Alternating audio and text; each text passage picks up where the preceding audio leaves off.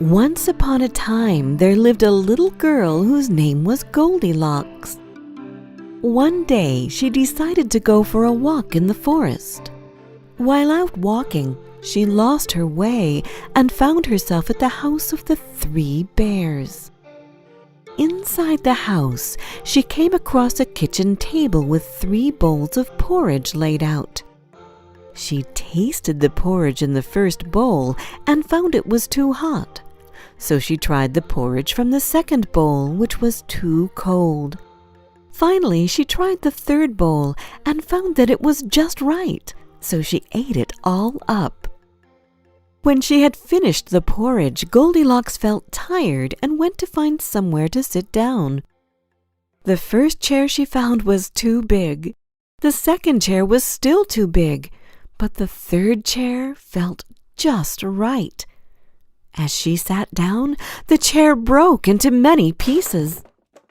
By now, Goldilocks was very tired, so she looked for somewhere to sleep. The first bed she found was too hard. The second was too soft, but the third bed was perfect, and she fell into a deep sleep. Just then, the bears came back to their house from walking in the forest. When they came into the kitchen, they saw that someone had been eating their porridge. "Who's been eating my porridge?" growled Daddy Bear. "Who's been eating my porridge?" asked Mummy Bear. Finally, Baby Bear cried, "Who's been eating my porridge and eaten it all up?" Then the 3 bears spotted that someone had been sitting in their chairs. "Who's been sitting in my chair?" howled Daddy Bear.